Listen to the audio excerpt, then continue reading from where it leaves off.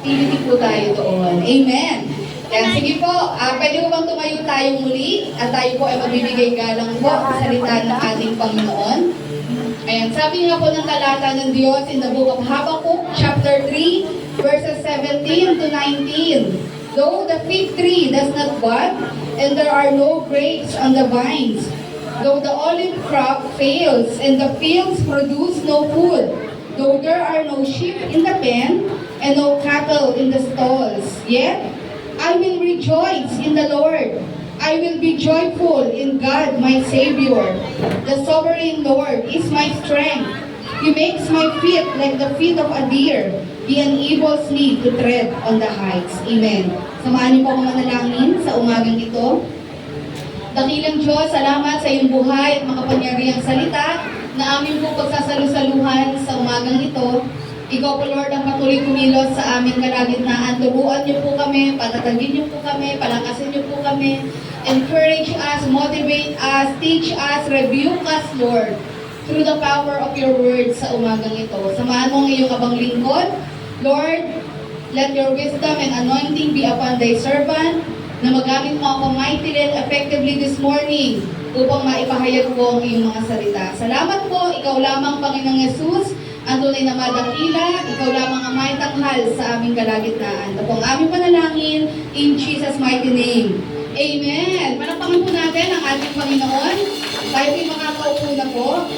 Ayan, muli po, isa pong mapagpalang umaga sa bawat isa. This morning po, binigyan ko po ng title ang ating topic.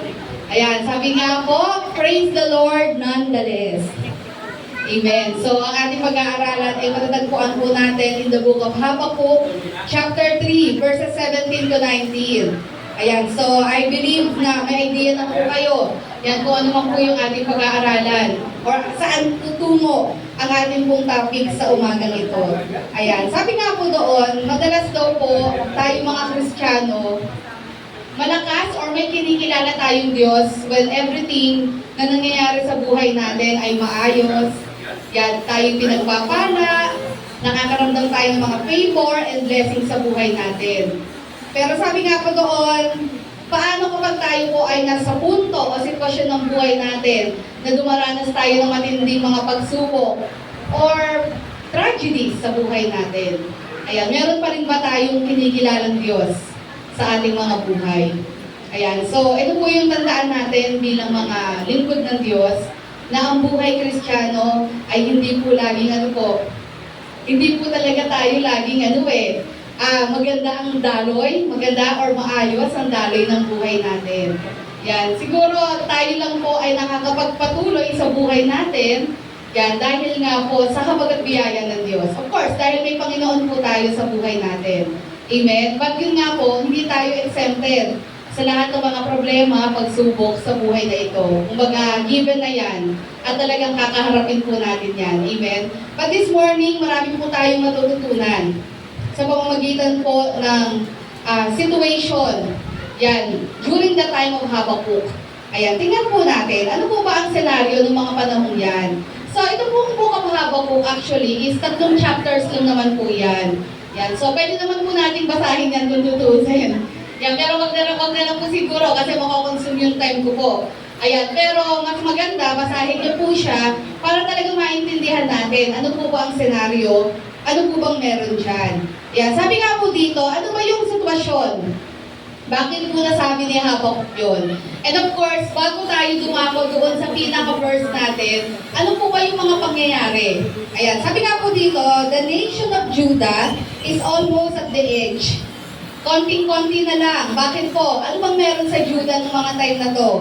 Sabi nga doon, they were committing evil acts, godlessness, killing gods through prophets who are preaching repentance. Yan. Unimaginable of a nation once associated with the righteous God. Ayan, si Habakkuk po ay nagsusumbong sa Diyos. Sabi po niya, anong nangyayari sa bayan ng Judah? Parang hindi na ito bansa ng Diyos. Parang hindi na ito nation ng Panginoon. Punong-puno na ng violence, injustices. Ika nga, namamayagpag na po ang gawa ng kasamaan. ang gawa ng kadiliman. Parang, hindi ba ito yung mga chosen people of God? Sa isip ni Habakuk, ito yung mga tao na niligtas ng Diyos mula sa mga Egyptians. Ito yung bayan na kung saan pinaglaban ng Diyos sa iba't ibang bansa na gustong manakot sa Kanya. Ito yung mga taong na-witness nila ang goodness ng Diyos ng Israel. Many times, they were spared, they were saved sa mga wars. Pero anong nangyari sa bayan na ito? Bakit unti-unti nang nahuhulog sa kasamaan at kasalanan? Ibig sabihin, sobrang lala ng morality ng situation po ng Judah nung time na yan. Okay, alam po natin para mas maliwanag sa atin, ito po yung mga panahon, during the time of Habakuk po, na hati na po ang Israel dyan. So, meron na Northern Kingdom, at si Habakuk po ay kabilang po sa Southern Kingdom, or yung Judah. Yung Northern Kingdom po dito, matagal na po silang nalugmok sa kasamaan at matagal na po silang nasabok ng mga Assyrians. Bakit? Kasi sila talaga yung nauna eh. Sila talaga yung mga naunang tumalikod sa Diyos. At alam po natin, as a consequence ng ating Panginoon, dahil sa kabila ng maraming mga prophets na pinadala ng Diyos sa kanila, katulad po ni na Elijah, Northern Kingdom yun eh, Prophet Elijah, matigas pa rin ang ulo. Anong nangyari? Sila po yung nauna. Sila po yung naunang nasakop ng bansang Assyria na isa sa mga cruel and evil nation ng mga panahon yun. At inalaw yun ng Lord as a form of punishment sa mga taga-Northern Kingdom. Ang naiwan, itong Judah. Nananatili pa rin silang hindi nasasakop. Pagkamat mas maliit sila compared sa Northern Kingdom, pero sila po, yung nananatiling na hindi pa rin nasasakop ng mga bansa sa paligid nila. Bakit po? Kung maalala niyo po, marami pang mga righteous king na na-raise up sa Judah. Andiyan sina Jehoiakim, marami yan eh. Di po ba? Na itong mga ito ay mga nag-lead ng revival. That's the reason kung bakit hindi agad-agad nasadlak sa pagkabagsak ang Judah. Kasi nga, ang daming na-raise up po ng mga righteous king. Pero yun nga po, dumating pa rin talaga sa punto na wala na talaga. Na wala na yung mga righteous king. Na wala na yung mga matitinong hari na mga descendant po ni David. Ayan. Ang nangyari po, talagang totally bumagsak sila sa kasamaan and godlessness. Ayan.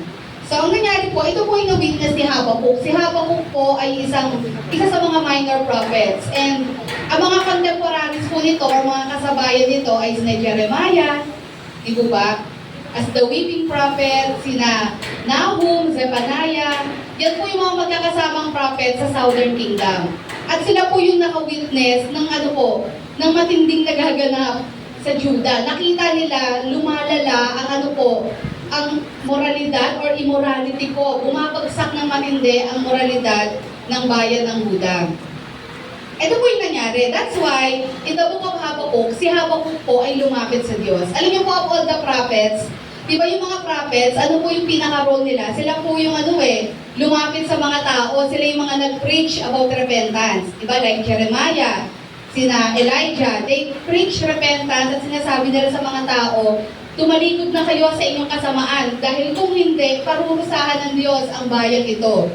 Ayan. So, yan yung mga role ng prophets. Kaya nga, maraming pinatay na prophets dun eh. Kasi ayaw nila doon sa mga nagko-correct na prophets. Ayaw nila doon sa mga totoong propeta. Ang gusto nila ay makarinig sila ng mga pananalita na pabor sa pagdinig nila. Ayaw nilang marinig yung patungkol sa judgment ng Diyos. Ayaw nilang marinig yung katotohanan na nalalayo na sila sa ating Panginoon. Pero si Habakuk po, iba po siya. Hindi po siya yung prophet na nag-preach sa mga tao. Siya po yung prophet na nakipag-usap sa Diyos at nagtanong sa Diyos. Bakit nangyayari ang mga bagay na ito sa bayan mo? Siya po yung malakas ang loob na nagtanong nito sa ating Panginoon. Sabi nga po doon, ang maganda lang naman po kay Habakuk, yung makikipag-usap niya sa ating Panginoon, bagamat nandoon po yung big question mark sa kanya na bakit hinayaan mo At alam ko, maraming tao, ganyan din minsan mag-isip. Lalo na kapag tayo ay nasa situation na matindi yung pinagdadaanan natin or yung trahedya sa buhay natin, mapapaisip tayo na bakit? Eh di ba, kami po'y lingkod nyo, naglilingkod kami sa inyo, pero bakit ganun nangyayari sa buhay namin? Bakit kailangan namin maranasan ito?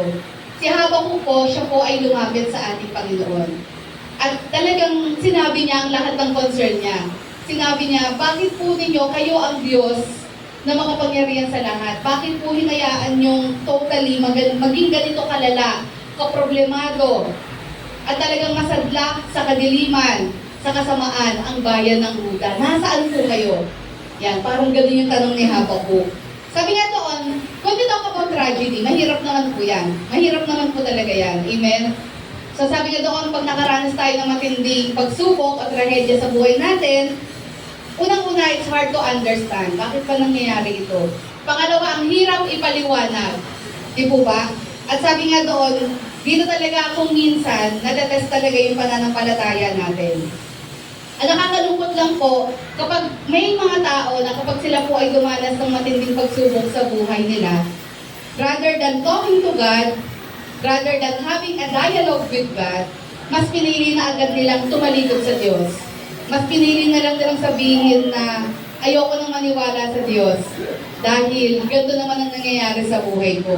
Sabi nga po doon, kung tayo man daw po, katulad ni Habakuk, ay maraming katanungan kung bakit nangyayari ang mga bagay-bagay na ito. Sabi nga doon, the best thing that we can do is to talk with God. Just like what Habakuk did. Alam niyo ba, si Habakuk, hindi lang siya basta nakipag-usap, nakipag-dialogue siya.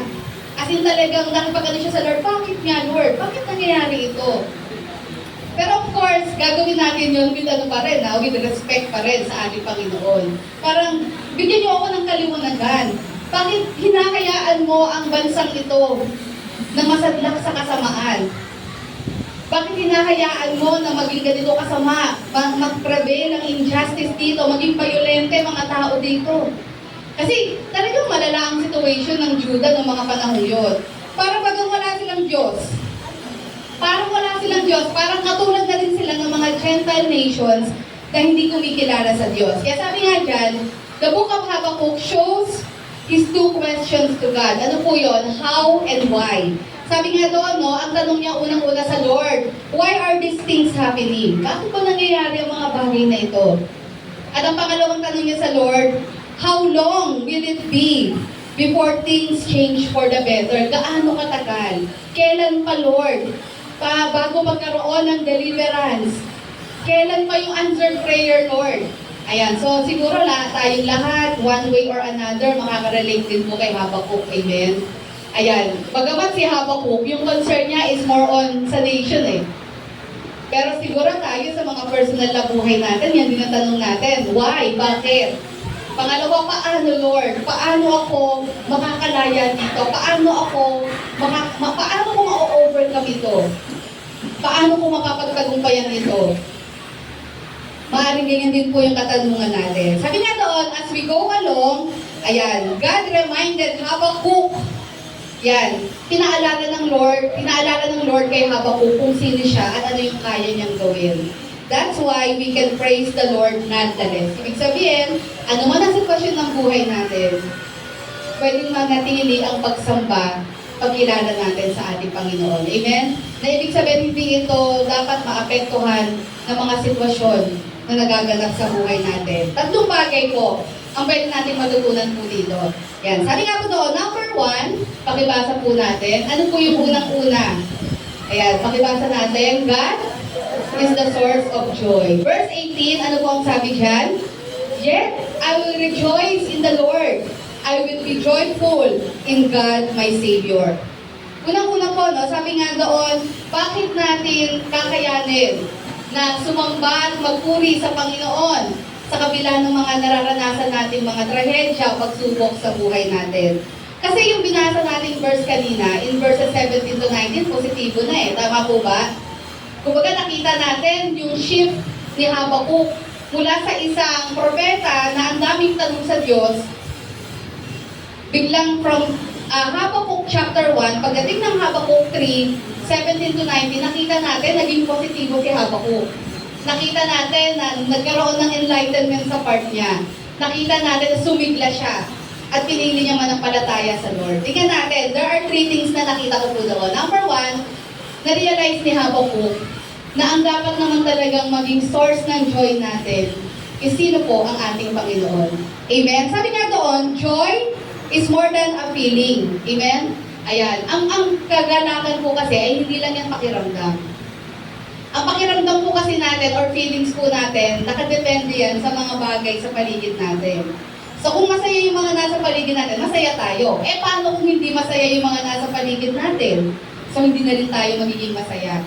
Pero yung tinatawag po nating joy, na kailangan natin as a Christian para tayo ay magpatuloy, para tayo ay maging matatag sa buhay na ito, eh hindi yung joy na hindi yung nakadepende sa sitwasyon. Hindi yung nakadepende sa kapaligiran natin. Ang kailangan natin, yung kagalakan na nag-uugat mismo sa ating Panginoon.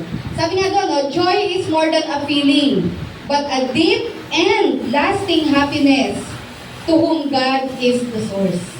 Amen? Kasi kapag ang Panginoon ang dahilan ng kagalakan mo, alam natin, ang Lord hindi nagbabago. Amen? Our situations change. People change. Amen? Yan, tayong lahat nagbabago sa mundong ito. Kaya yung mga kaibigan mo nung college ka, after 10 years, malaki ang possibility na yung pagtingin nyo hindi na ganon. Because people change. Amen? Pero sabi nga doon, pero hindi ang Diyos. Amen? Kaya nga sabi doon, kung gusto natin na manatili yung galak sa puso natin, tumingin tayo sa Kanya na kailanman hindi tayo i-fail. Yan, di ba? Kailanman hindi magbabago. At walang iba kundi ang ating Panginoon. Ito yung unang bagay na natutunan ni Habakkuk. Bagamat hindi maganda yung sitwasyon, pero natutunan niya na hindi ako dapat tumingin sa paligid ko para masabi kong masaya ako. Kundi dapat tingnan ko ang Diyos na hindi nagbabago. Manatili yung paningin ko sa Kanya.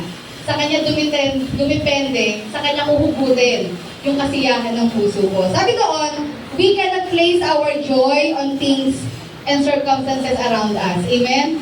Kasi mag-fail lang tayo. Kapag yung kagalakan mo, hinanap mo sa sitwasyon mo, o sa mga bagay na meron ka, or sa mga tao sa paligid mo, sabi nga doon, ang tendency lang yan is malulutong lang tayo lagi. Bakit po? Sabi nga doon, because number 1, nothing is permanent. Amen? Wala namang permanente sa mundo ito. Kahit nga buhay natin Amen? Hindi tayo permanente sa mundo ito. Time will come, may hangganan ang hininga natin. Mawawala tayo sa mundo ito. Ano man ang situation natin ngayon, pwedeng mabago yan. Amen? Yeah, so sabi doon, number 1, nothing is permanent. Pangalawa, sabi doon, bilang mga tao, tayo po by nature ay mga discontented. Ibig sabihin, mapaghanap tayo.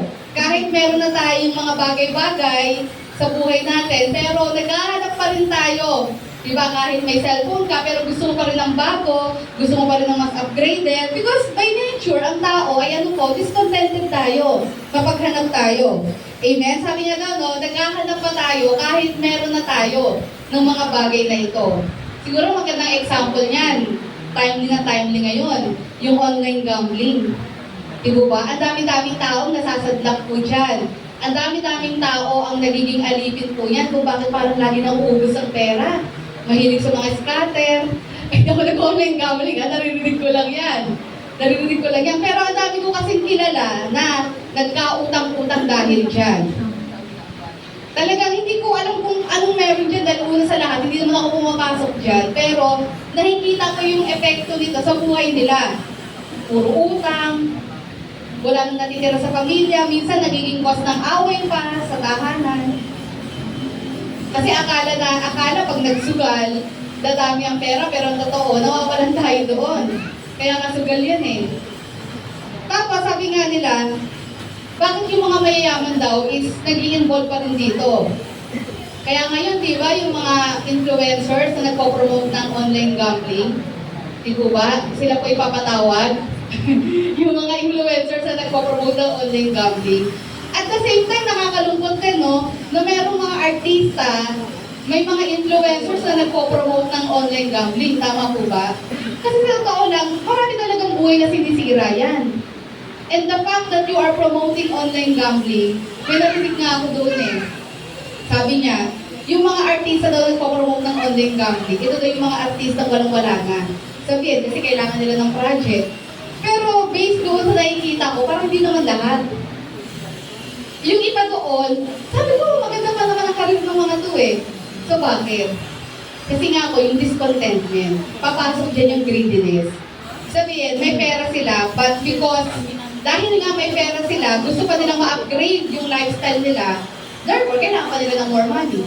Amen? So kahit kompromiso, kahit i-compromise nila yung values nila sa pamamagitan ng pagpopromote ng online gambling, as long as kikita sila para masatisfy yung lifestyle nila or yung pa-upgrade nilang lifestyle. Amen? Kasi nga, by nature, ang tao po ay discontented. At minsan, yun ang nagiging dahilan kung bakit nawawala ang galak sa isang tao. Kasi hinahanap natin ang kasiyahan natin sa mga bagay sa mundo. Hinahanap natin ang kasiyahan natin kapag nakukuha natin lahat ng gusto natin. Without realizing na nothing is permanent in this world. Amen? Lahat ng bagay na meron tayo, time will come, luluma yan, mawawala yan, and even tayo mismo, mawawala din tayo. Okay, sabi nga po doon, tingnan natin, balik tayo kay Habakuk. Ano po ba ang situation ni Habakuk? Tingnan natin, let us analyze the problem. Ayan, sabi nga doon, basahin natin yung verse 17. Ito po yung sitwasyon ha. Sabi po ni Habakuk, though the fig tree does not bud, and there are no grapes on the vines, though the olive crop fails, and the fields produce no food, though there are no sheep in the pen, and no cattle in the stalls. Yan, ano po ang sitwasyon dyan na binabanggit ni Habakuk? Kasi dito, nabanggit na ng Lord kay Habakuk na as a form of punishment sa Judah, kasi nauna na nga po yung nauna na po yung Northern Kingdom. As a form of punishment sa kanila, sila ay sasakupin ng mga Babylonians. At sila ay dadanas ng matinding paghihirap. So, hindi pa nangyayari yun, nakita na ni Habakuk yun, na ganito ang mangyayari. Kaya sabi doon ni Habakuk, pero tignan niyo yung kanyang sinabi sa verse 17. Anong ibig niya sabihin dito? Kasi ang Judah, Israel, ay agricultural, land yan eh.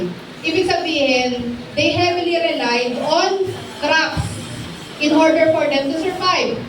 Diyan nakasalalay yung economy nila, diyan nakasalalay yung pamumuhay nila. Ang sabi dito, di Habakuk, bagamat hindi na mamunga ang olive tree, ang mga grapes, kapag wala na yung mga cows, yung mga cattle, anong sabi niya dito?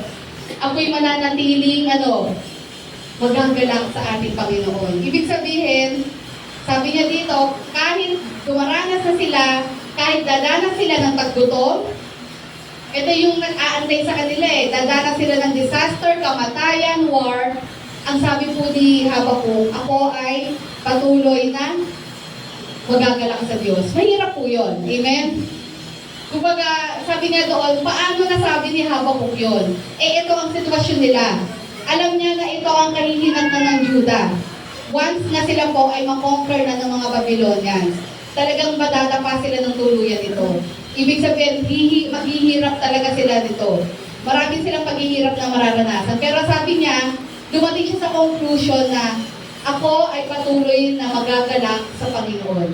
Okay, sabi nga doon, sabi doon, kung mag-rely tayo sa sitwasyon na yan, ito kung magbabase kayo dyan sa sitwasyon na binanggit ni Habakuk, is there any reason to rejoice?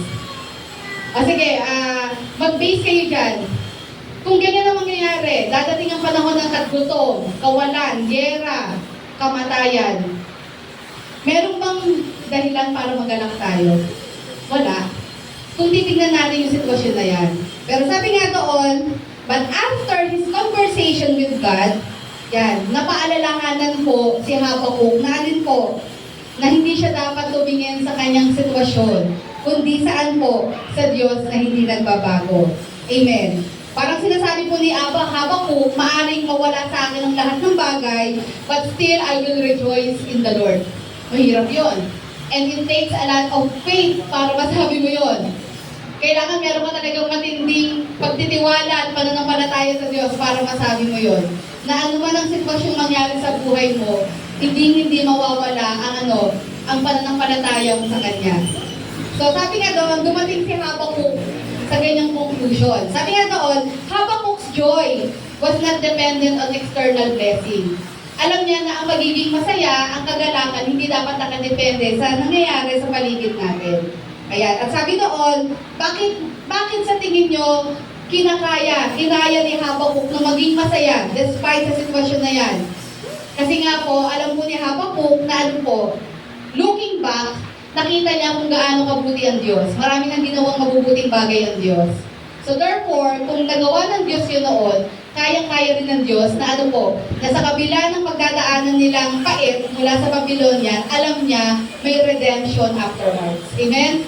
So, ganun yung mindset ng mga tao na ang joy ay nakatutok sa Lord. Hindi tayo tumitingin sa present or sa situation, but nakatingin tayo saan? Sa magagawa ng Panginoon. Nakatingin tayo doon sa gagawin ng Lord after all this. Amen? So, ganun yung naging mindset ni Habakkuk. Sabi nga doon, God is our source of joy because of who He is. Yan, sabi dyan, what He is able to do, what He has in store for us in the future, despite all the present situations, and most of all, because He is in control. Amen? Bakit po ang Panginoon ang source of joy natin? Yan, because of who God is. Amen? Yung po yung mahalaga sa buhay natin, na ang maging source ng kapanatagan natin at kagalakan natin is yung realidad na kung sino ang ating Diyos. Kasi if you know who God is, if alam mo kung ano yung kaya niyang gawin, sabi nga doon, sa kabila ng mga trahedya, problema at trials na pinagdadaanan mo, alam mong alam mong hindi ka mananatili sa ganitong sitwasyon, alam mong may hangganan ng mga problemang ito, alam mong tutulungan ka ng Lord na kapag malagpasan mo at ma-overcome mo ang mga sitwasyon na ito. Amen? At ganun yung naging mindset po ni Habakkuk. Ayan, sabi nga doon, if God is the source of joy, even when the world around us crumbles, sabi nga doon, we will continually soar on greater heights despite all the odds. Ayan, kaya sabi nga po in Philippians chapter 4, verse 4, ito rin po yung sinabi po ni Pablo, no? Anong sabi niya doon? Rejoice always. Again, I say rejoice. Amen? So, just like Habakkuk, yan, si Pablo din po ay nasa sitwasyon na hindi maganda. Yan, siya'y nakakulong, malayo sa mga tao. Ayan, at any moment, siya po ay bububuda na ng ulo dyan. So, pero nakita niyo po yung kanyang mindset. Paano niya nagawang makaramdam pa rin ng joy na ganito sa kabila ng sitwasyon niya? Kasi pinili niyang magnatignan yung paligid niya. Kasi, totoo naman yun kung titignan mo ang paligid mo, nakaka-disappoint naman talaga. Well, nasa mundo tayo, anong aasahan natin? We live in a fallen world na pinangungunahan ng kasalanan. So, expected talaga natin na madi-disappoint tayo sa mundo. Maraming disappointing sa mundo ito. Dumating sa punto si Pablo na pinili niyang huwag tignan ang mga nasa paligid niya. Pinili niyang ituon na lang ang kanyang paningin sa Diyos, who is perfect, who does not change. Kaya naman makikita po natin, kahit gano'n ang sitwasyon niya, kaya niyang maging kalmado at masaya. Kasi sa Lord lang siya nakatingin. Amen? So sa buhay natin, unang-una, kung tayo man po ay maaaring nasa isang sitwasyon na hindi natin gusto at dumadanas sa matinding problema, kasi unang-una marami mong magagawa kung tayo po ay mag-worry, kung tayo po ay mag-aalala, may stress lang tayo. Sabi nga po doon, why not look unto Jesus? Amen? Sa sitwasyong pinakaharap natin ngayon, bakit hindi natin ituon ang pansin natin sa Lord? Why not talk to Him? Amen? Alalahanin natin kung sino ang Diyos, ano yung kaya niyang gawin, at makipag-usap tayo sa ating Panginoon. So that the peace of God, which transcends all understanding, will guard our hearts and our minds in Christ Jesus. Amen? Baka kailangan lang natin lumapit sa ating Panginoon.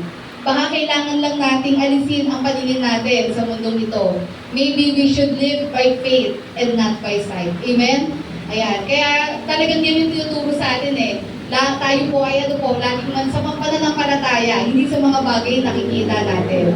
Upang manatili yung joy sa atin. Okay, let us continue. Number 2, sabi nga doon, number 1, bakit daw po kaya nating magpuri sa Panginoon sa kabila ng lahat? Because God is the source of joy. Amen? Ibig sabihin, everything may change, But because God never changed, so alam ko, kayang manatili ng kagalakan sa puso ko.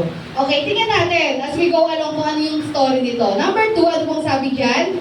God is sovereign. Verse 19, sabi po dito, the sovereign Lord is my strength. Sabi po ni Habakkuk. Sabi niya, no, though the fig tree does not bloom, kundi man mamunga, yan ang mga pananim, kung mawala man ang kanilang mga alaga, sabi niya, ako'y mananatiling nagagalak sa Diyos. At sinabi niya doon, the sovereign Lord is my strength. Okay, gaano kahalaga po yan? Ano bang ibig sabihin when we talk about the sovereign Lord? Ano bang ibig sabihin niya? Ibig sabihin po ng sovereign is in control, all-powerful. Na ibig sabihin, ano man ang sitwasyon na nangyayari, tandaan po natin, alam ng Lord ang nangyayari sa buhay natin. Alam niya ang nangyayari sa mundo. And there's always a reason sa lahat ng kaganapan sa mundo ito. Ayan, sabi nga doon, dito po sa Habakkuk chapter 1, nagsimula po ito ng pagtatanong ni Habakkuk. Sabi niya sa Lord, Lord, anong nangyayari? Ito pong bayan mo ng Huda ay bumabagsak sa pagkakasala. Lumalala ang mga tao dito. Parang sinasabi niya, anong ginagawa mo? Di ba dapat aksyonan mo na to, Lord? Parang ganon. Dapat aksyonan mo na tong bayan na ito. Magkaroon ng revival sa bayan na ito. Ganyan-ganyan. Tingnan niyo po ang sagot ng Lord. Habakkuk chapter 1 verse 5. So, ang ina-expect po ni Habakkuk, sasabihin ng Lord sa kanya, o sige, ganito, ayan, kayo ay manalangin, lumapit sa Panginoon, and magkakaroon ng healing in your land. Siguro yun ang ina-expect niya na sagot ng ating Panginoon. Pero tignan niyo ang sagot ng Lord kay Habakkuk. Habakkuk chapter 1 verse 5. Look at the nations and watch, and be utterly amazed. For I am going to do something in your days that you would not believe, even if you were told. Yan, parang ang ganda, no? Then, ito sinabi ng Lord, I am raising up the Babylonians, that ruthless and impetuous people who sweep across the whole earth to seize dwellings not their own. Isipin niyo po yung itsura ni Habakkuk doon. Ang ina-expect niyang prayer or answered prayer doon ng Lord, huwag kang mag-alala. Just pray, preach this word, humayo ka, I will be with you, and the people will listen. Pero ang sagot ng Lord sa kanya sa verse 5, ayan, sumagot din ng Lord eh. Ito ang sagot ko dyan. Kaya nga inalaw ko na ma-put into power ang mga Babylonians kasi yan ang sagot ko sa tanong mo. Iko-conquer kayo ng mga Babylonians. Itong ruthless and impetuous people, sinabi pa ng Lord. Ibig sabihin, walang awang mga taong ito. Parang ang reaction dito ni Habakkuk, of course, na-shock siya. Parang sabi nga niya, oo, alam kong masama, nagiging masama na ang mga Israelita. Pero bakit ang magiging kasagutan nyo ay mas masama pa sa mga Israelita? Di ba? Kung ang mga Israelita ay nasasadlak na sa kasamaan, nalalayo sa Diyos, ang naging sagot ng Lord sa kanila ay ano? Ang magiging kasagutan nyo, ang gagamitin yung instrumento ay mas masama pa sa mga Israelites. At ito nga po yung mga Babylonians, yung mga Chaldeans. Diba? Parang minsan yung ang katanungan natin sa buhay natin. Meron tayong answered prayer na ina-expect, pero bakit ito ang ginawa ng Lord? Diba? Minsan kasi gusto natin when we pray, direct din yung answer ng Lord eh. Diba? Minsan pag nag-pray tayo, gusto natin kung ano yung exact prayer natin. Yun din ang sagutin ng Lord right away. Nakakalimutan natin na sometimes, inaalaw ng Lord na magkaroon ng detour sa buhay natin. Ilaalaw muna ng Lord na lumiko-liko muna tayo. Saka natin maa-achieve yung pinag-pray natin sa Kanya. Amen? God is sovereign, alam niya yung ginagawa niya. So dito, nagulat talaga si Habakkuk. Bakit ang gagawin niyo, Lord? Magpapadala kayo ng mga mas worse pa sa bayan mo. Ika nga, mas evil na nation. Yan. Sabi doon, we sometimes do not understand the words of God. Amen. It seems evil prevail while the righteous are suffering much. Parang minsan, ganun din ang nangyayari sa mundo natin. Bakit nananaig ang kasamaan at ang mga mabubuti, sila ang nagsasuffer. Alam niyo, may katugunan po ang Lord dyan. Patuloy po tayo. Sabi nga po doon, Genesis chapter 50, verse 20. If you will remember, ano po ang sabi dyan? Naalala niyo po kung sino yung nagsasalita dyan? Sino po yan? Yung nagsabi po yan, si Joseph. Si Joseph po, buong confident siyang sabihin yan sa kabila ng pinagdaanan niya. Alam po natin, hindi maganda ang pinagdaanan ni Joseph. Bago niya nasabi yan, bago siya naging successful sa buhay niya, grabe po yung mga paghihirap na naranasan niya. Siya po ay itinapon ng mga kapatid niya, siya po ay naging slave sa Egypt, tapos nagkaroon si Potiphar, muntik pa siyang patayin. Ang dami niyang pinagdaan ng hirap sa Ehipto.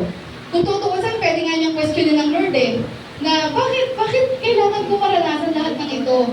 Parang inayawan ako ng mga kapatid ko. Dinala mo ako dito sa Egypt. Naging slave ako dito, nakulong ako dito.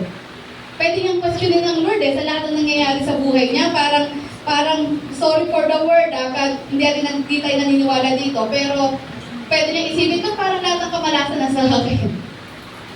Kasi sobrang hirap ng pinagdaanan ni Joseph. Hindi talaga maganda yung pinagdaanan ni Joseph.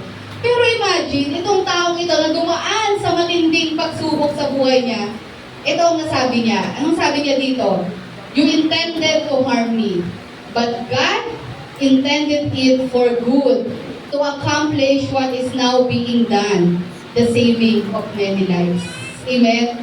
But of course, nakita natin, sa kabila ng lahat ng pinagdaanan ni Joseph na paghihirap, pagsubok, na-overcome niya lahat yon. Nanatili yung faith niya sa Lord. Yun ang maganda sa kanya.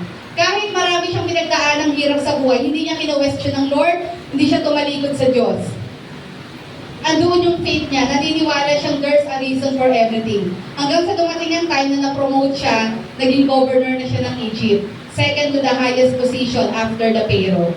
Amen? Then nung na-meet ko na yung mga kapatid niya, dapat magalit siya. Amen? Kasi ito yung mga kapatid niya na pinatapon siya, binenta siya.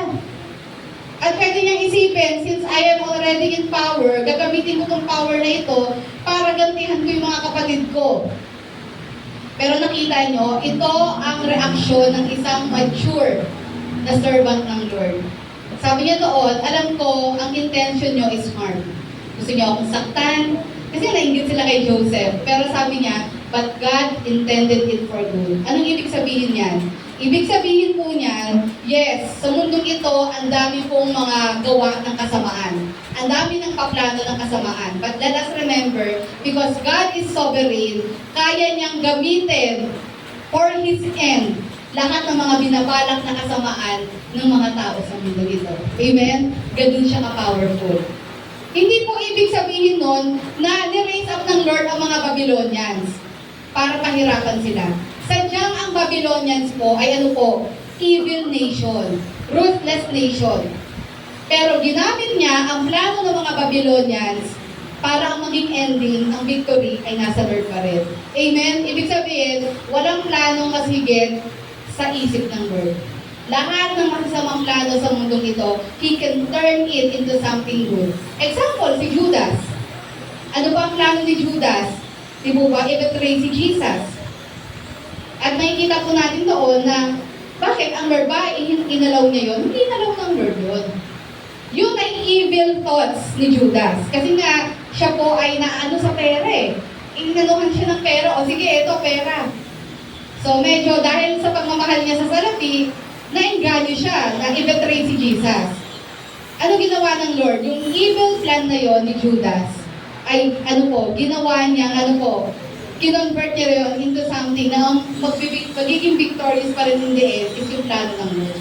Yes, naipako nga si Jesus, nahuli si Jesus, pero ano yung victory doon?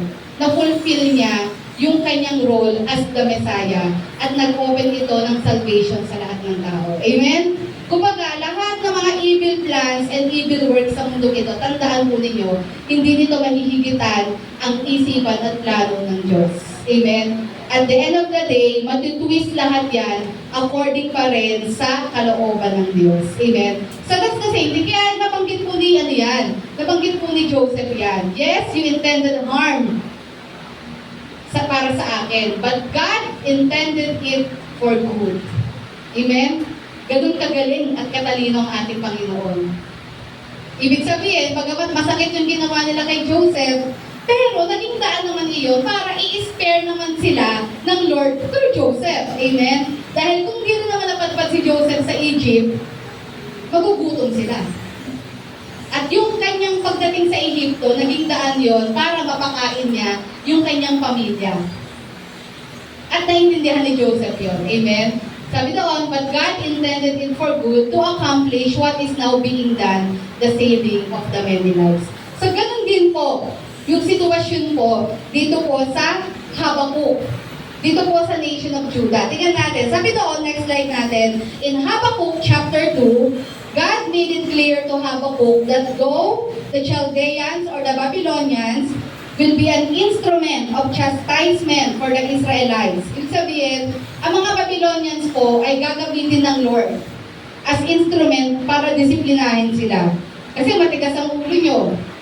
Ayaw nyo makinig sa mga propeta. Pinapatay nyo pa yung mga good prophets kasi ayaw nyo makinig. Gusto nyo manatili sa masasamang pamumuhay nyo. Okay, ito ang disiplina ng Diyos.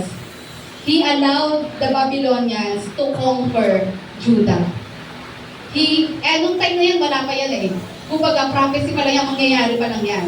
Sinabi na ng Lord kay Habakkuk. Di ba sabi doon, no? God made it clear to Habakkuk that though the Chaldeans will be an instrument of chastisement for the Israelites, He assured him that they will be punished for their cruelty, for God will bring judgment in His perfect time. Okay, so narinig na ni Habakkuk na ang sagot ng Lord sa kanyang tugon or problema niya is i-conquer sila ng mga Babylonians. Sabi ni Habakkuk, ba't ganon? Mas masama pa nga sila kaysa sa amin. Tapos after nyan, if you will continue in Habakkuk chapter 2, sinabi ng Lord kay Habakkuk, huwag ka mag-alala dahil alam na alam ko at kilala ko ang mga Babylonians. Inisa-isa niya doon kung anong klaseng bansa ito, kung gaano kasama ang mga Babylonians. And after sabihin ng Lord yun kay Habakkuk, sinabi niya kasunod, ano yung parusang gagawin niya in the future sa mga Babylonians. Ito ang gagawin ko sa kanila in the future. Yung mga woes. Ang daming sinabi ng Lord doon. Ito yung parusang gagawin ko dahil sa kasamaan na ginagawa nila sa mundong ito. Amen? So nakita po ninyo, di ba? Sinabi ng Lord sa kanya, alam ko yung ginagawa ko. Inalaw ko yan. And sabi nga po doon, huwag kang mag-alala dahil hindi ako unfair na Diyos. Ibig sabihin, I will pronounce judgment in its perfect time. Ibig sabihin, gusto lang sabihin ng Lord sa atin dito, alam natin sa paligid natin, punong-puno ng injustice sa paligid natin. Amen? Ang daming parang mga nakakaligtas sa hustisya. Ang daming kasamaan na parang nagpa-prosper, tapos yung mga nagsasuffer, yung mga mabubuti. Ang sinasabi lang ng Lord, merong tamang panahon para hatulan lahat ng bagay. Amen? So, ang sinasabi ng Lord kay Habakkuk, magtiwala ka sa akin. Kaya sinabi niya, the righteous, Habakkuk 2:4, the righteous shall live by faith. Ibig sabihin, kailangan ka lang manampalataya sa akin. I know what I am doing. Kilala ko ang Babylonian. Kung kilala ko sila, mas kilala ko sila. At alam ko din kung paano ko sila paparusahan in the future dahil sa kanilang kasamaan. Amen? Ang point lang dito ng Lord, lahat ng ginagawang kalokohan ng mga tao, kasamaan natin sa mundo ito, at the end of the day, ganun siya ka-powerful.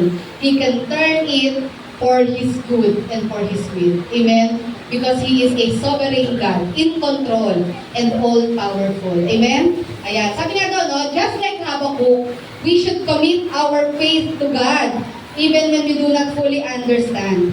Kahit hindi mo naiintindihan, sabi nga doon, kailangan tayo po, manampalataya pa rin sa ating Panginoon. Because He is sovereign. Sabi niyo nga po, sovereign. Which means He is in control of all things. And He will work out everything for His end. Amen? Na lahat ng bagay, i-work out niya yan according sa nais niyang maging outcome. At the end of the day, never magpe-prevail ang tao. Never magpe-prevail ang kasamaan. Magpe-prevail pa rin at the end of the day ang Diyos at ang kanyang naisin. Amen? Kaya, something na marirealize natin, anuman ang mga balaki ng diablo, anuman ang balaki ng masasamang tao, na gawing kasamaan sa mundong ito, lagi nating tandaan, mas makapangyarihan pa rin ang Lord sa kanila. darating din ang takdang panahon na ang magpe-prevail pa rin sa lahat ng ito, walang iba kundi ang Diyos. Amen? Because He is all-powerful. Ito yung message na sinabi po ng Diyos kay Habakkuk. Sabi nga doon, no, kaya makikita natin, yung pagkilos ng Lord, mysterious. Di ba? Kaya sabi, God moves in mysterious way. Totoo po yun. When we say mysterious, in a way na hindi natin naiisip. Kasi tandaan natin, ito lang ang isipan natin, ito lang ang utak natin. Ang isip ng Lord ay mas ahead sa atin. Yung kaisipan, katalinuhan ng Lord cannot be compared sa utak natin. Kaya huwag natin i-level yung isip natin sa Lord. Na para bang ito yung mga gagawin ng Lord. Wala sa lahat ng mga choices natin yan.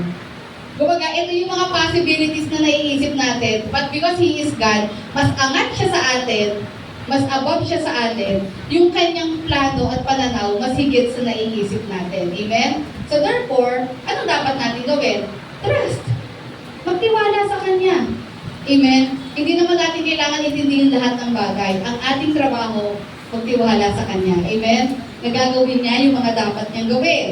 Pangalawa, ang Lord, misunderstood. Amen?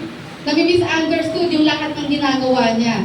Kasi yun nga po, we try to level God sa level ng utak natin. Kahit matalino tayo, or matalino ka, iba pa rin ang level ng talino ng Diyos compared sa atin. Amen? Kaya hindi mo pwedeng hindi mo pwedeng sagutin lahat ng nangyayari sa paligid mo. Kaya nga diba sabi po doon, sa Isaiah chapter 55 verses 8 to 9, ang sabi po doon, for my thoughts, sabi ng Lord, are not your thoughts, neither are your ways my ways, declares the Lord. As the heavens are higher than the earth, so are my ways higher than your ways, and my thoughts than your thoughts. Amen? Tigilan na natin na ipilit yung ating kaisipan sa kaisipan ng Lord. Because His ways and His thoughts are higher than our thoughts and our ways. Amen? Kaya nga, magugulat na lang tayo eh. Ako marami akong ganyang experience sa Lord, na ito yung mga bagay at someone na madalas may mga plano ako, talagang lahat ng gagawin ko, may mga plan A, B, C, D, kompleto yan. Pero alam nyo, totoo yun eh. Minsan ito yung gusto mong mangyari, pero dinadivert ka ng Lord. Yun nga, may detour na nangyayari sa buhay mo. Na parang, ang gusto mo, when you pray, diretso lang eh. Lord, sagutin mo yung prayer ko. Eh minsan, hindi ganun ng Lord eh. Kailangan, medyo pinadadaan pa tayo ng Lord sa maraming mga bagay sa buhay natin.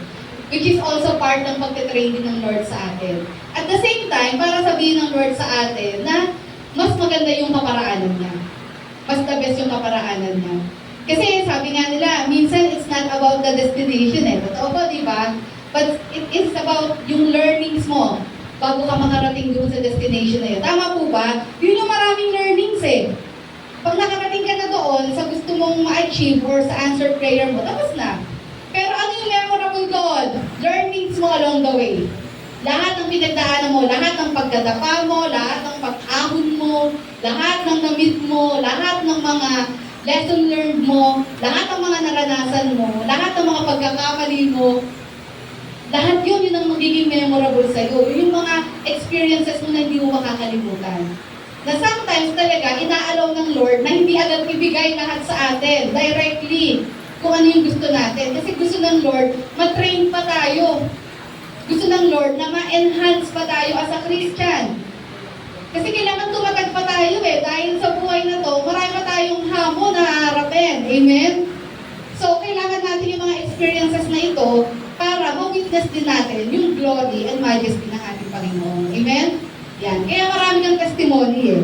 Marami kang testimony na sasabi patungkol sa ating Panginoon. Kaya nga po, even yung pagdating at pag-conquer ng mga Babylonians sa Judah, it is according sa plano ng ating Panginoon. Ito yung sinasabi niya kay Habakkuk. Mag-relax ka lang dyan. I know what I am doing.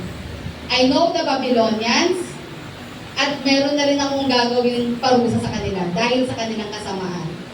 Ang sinasabi ng Lord kay Habakkuk, magtiwala ka sa mga plano ko. Alam niya, maraming katanungan si Habakkuk, pero sabi niya, just trust.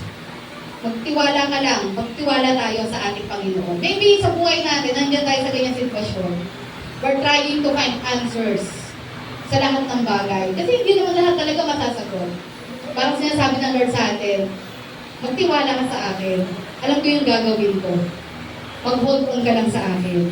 Yan. Sabi doon, no? And let us remember, bukod sa mysterious and misunderstood na kaparaanan ng Lord, lahat ng kaparaanan ng Lord is moral. Ibig sabihin, we cannot question lahat ng gagawin ng Lord.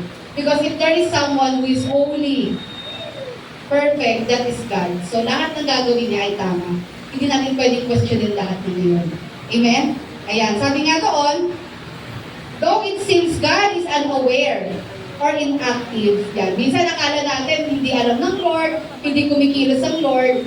Ayan. Pero tandaan po ninyo, maaring, yun nga sinasabi ko sa inyo, maaring ganito kasi ang perspective natin. Nakadiretso lang tayo. Hindi natin nakikita ang perspective pala ng Lord, palo. Maraming magdadaanan bago makarating doon. Amen? Kaya sabi ko nga, sa buhay ko, ganun yung marami akong situation sa buhay ko na ganyan yung nangyari sa akin. Ito yung gusto kong mangyari, pero hindi nangyari yon. Then, ang dami ko pang pinagdaanan. Then at the end, doon ko lang na-realize, parang si Joseph, okay. Kaya pala, ito ang inalaw ng Lord na mangyari sa akin. Kasi, kumbaga na-realize ko at the end, yun talaga pala ang mas the best for me. Yun talaga magpapasaya sa akin. Akala kasi natin, minsan alam natin kung ano yung the best para sa atin.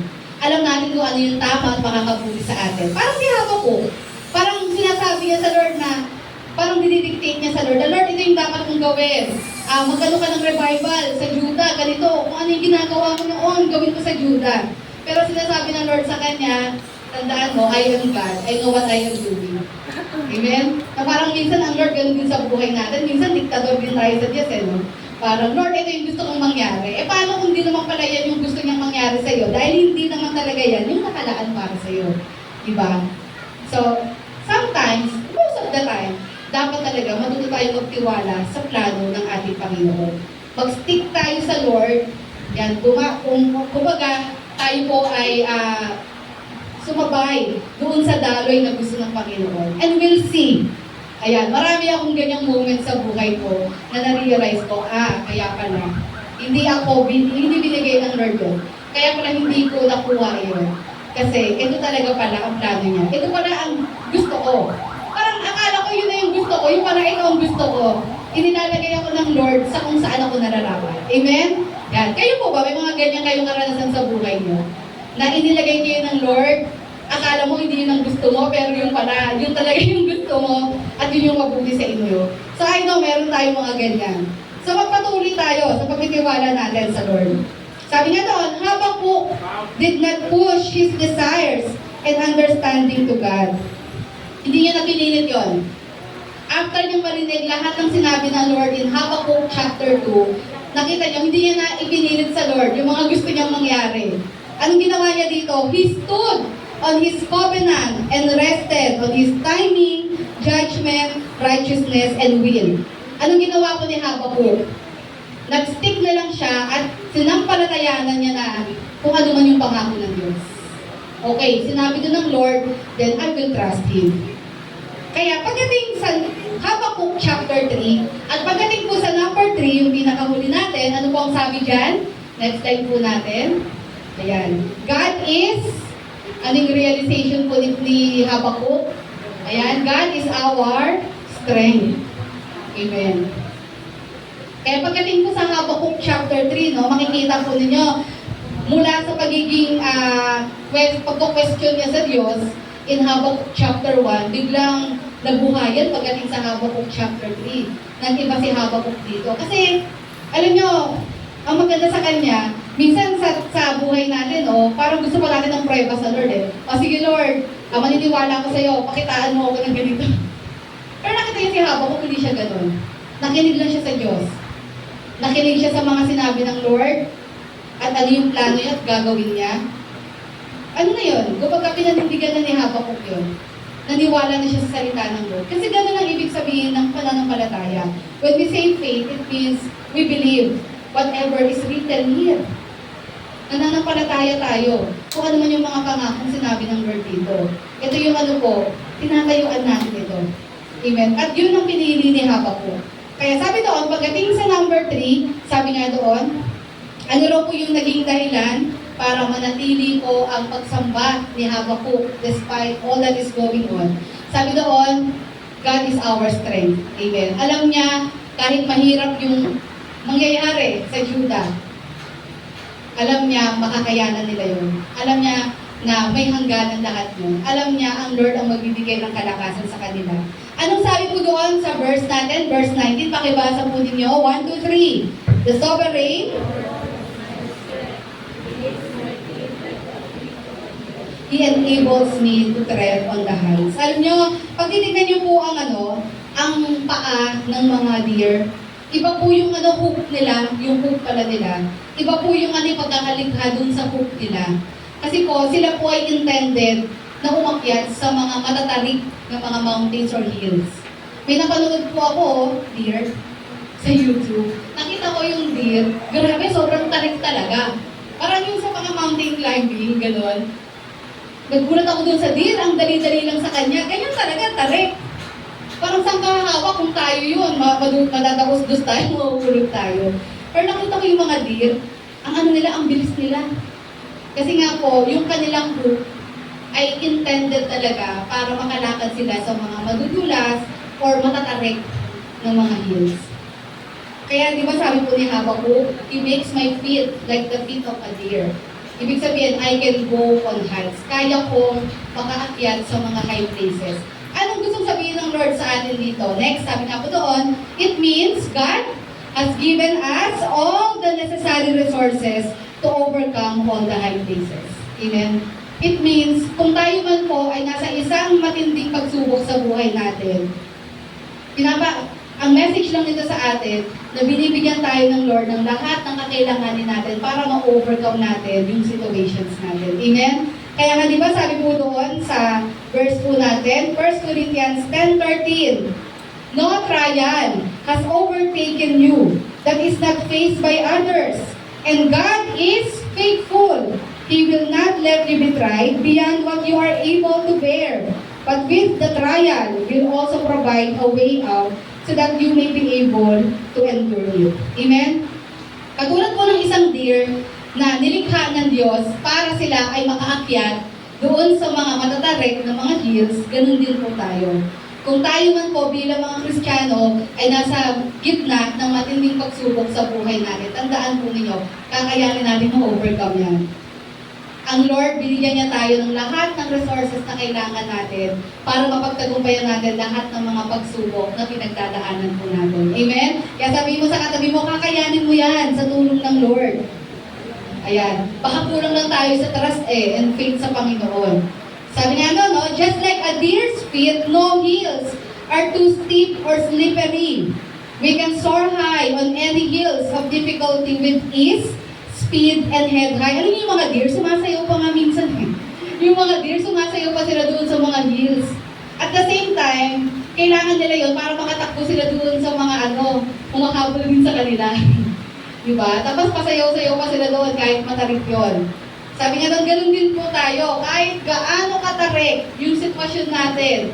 Sabi nga po doon, kaya-kaya natin na ma-overcome yun. Malagpasan lahat yun. Sabi doon, not because we are strong, but because the God we trust is strong and will get us through. Amen? Hindi dahil malakas po tayo, kundi ayan, malakas po ang Panginoon. Siya yung nagbibigay ng kalakasan sa atin. Pansinin nyo, si Habakkuk hindi po siya nag-pray na tanggalin na lang yon. Parang hindi niya sinabi sa Lord, Lord, pwede ba? Wag mo na hayaan yung mga Babylonians.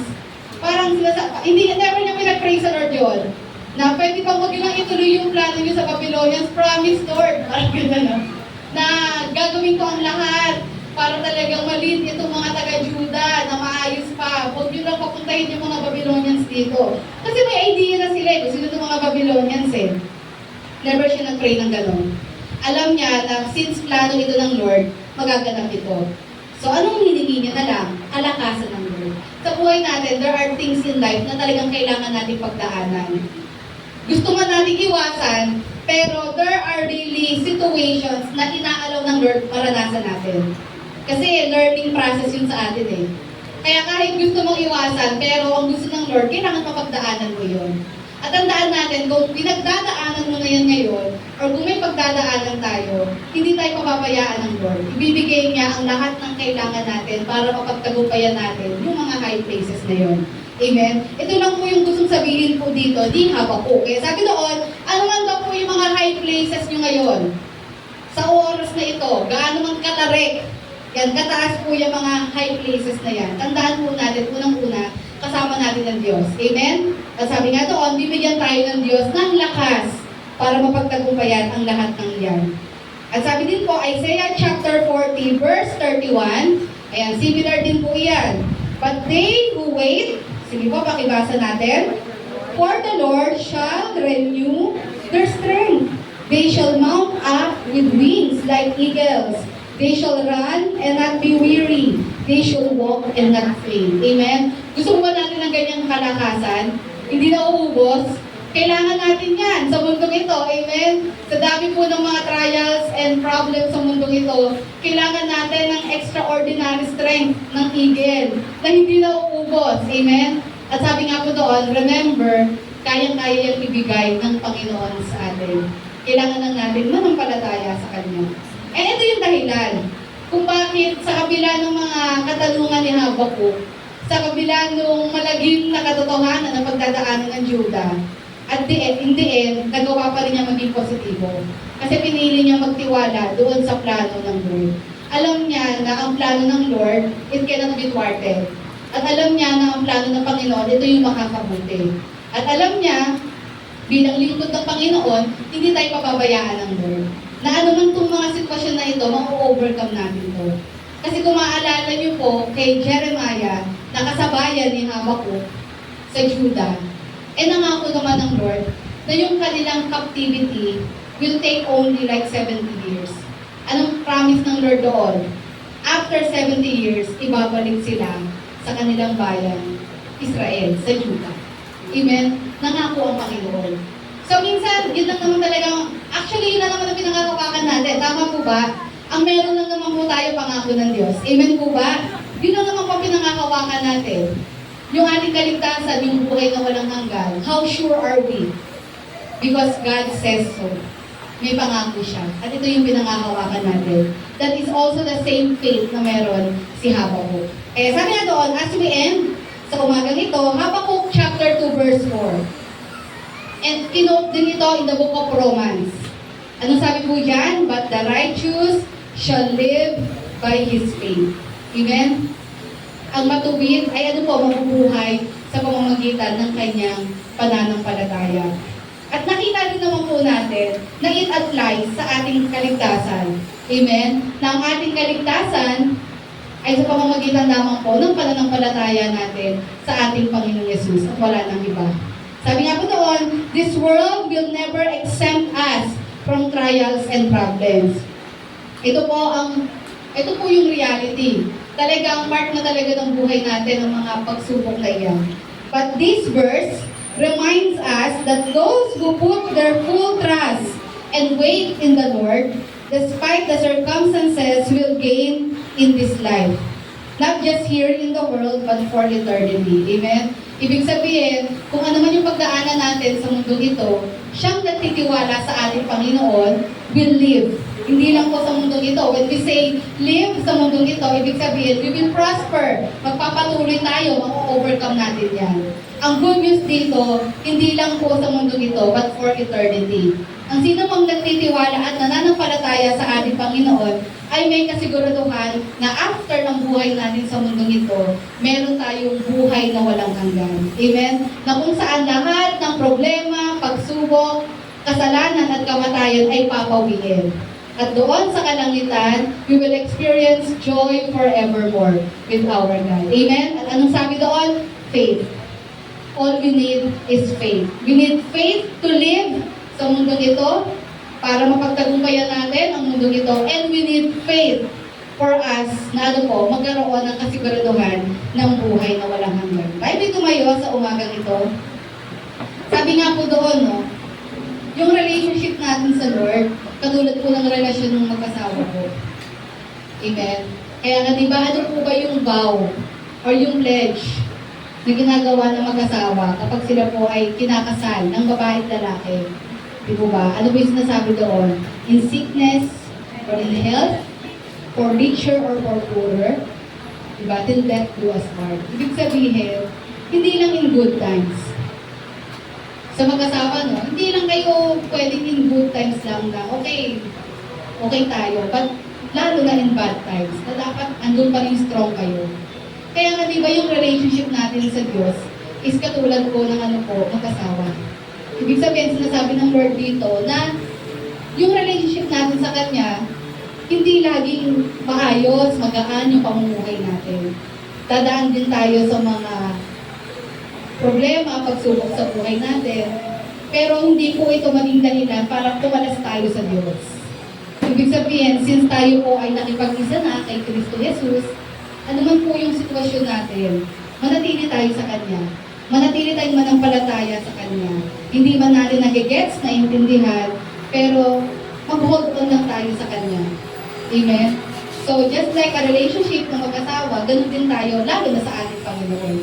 Kung nagtitiwala tayo sa isa't isa bilang partner natin, mas magbigay tayo ng absolute trust sa ating Panginoon. Amen? Na alam natin, He will never fail us sa ating mga buhay. Tayo po'y manalangin sa umagang ito, dakilang Diyos. Maraming salamat po for this great reminder sa aming buhay. Alam ko, Lord, sa aming kalagitnaan, some of us, Lord, ay nasa matinding pagsubok, matinding battle sa kanyang buhay. But Lord, thank you for reminding us na sa lahat ng ito, tunay nga kung hindi mo kami hinihiwan, Lord, ang hinihingi mo sa amin ay ang pagtitiwala namin na ang lahat ng bagay ay may dahilan, na Lord, mapapagtagumpayan namin ito sa tulong mo. Kaya sa umagang ito, Lord, ano man po yung mga sitwasyon na kinakaharap po ng bawat isa sa lugar na ito, ano man mga problema at pagsubok, Lord, I pray in Jesus' name that they will experience your joy, they will experience, Lord, your strength, Lord, at maalala nila that you are our sovereign God, who is powerful and is in control of everything. Lord, kung ano man yung mga kakaharapin pa naming mga pagsubok sa buhay namin, kung meron man kami mga kakaharapin mga problema sa mga darating na araw, Lord, alam namin na kakayanin at mapapagtagumpayan namin ito dahil kasama ka namin, Panginoon. Thank you, Lord God, for being with us. Thank you, Lord, for the strength. And thank you, Lord, for the victory. We claim your victory right now in the name of Jesus. Ikaw pong patuloy, Lord, na magpalat, manguna sa buhay po ng bawat isa sa lugar na ito. At nawa, Lord, maging daan ito ng mas malalim pa naming ugnayan, mas malalim pa naming pagtitiwala sa iyo, dakilang Diyos. Sa iyo po pinagkakatiwala, Lord, ang lahat ng bagay, lahat nawa ang mensahe nito, Lord, ay tunay nga pong tumimo sa puso't isipan po ng bawat isa. Ito po ang aming sama-samang panalangin sa pangalan niyo nga po, Panginoong Jesus. Amen. Palakpakan po natin ang Lord. Tayo po yung mga kaupo and we will proceed with our tithes and offerings.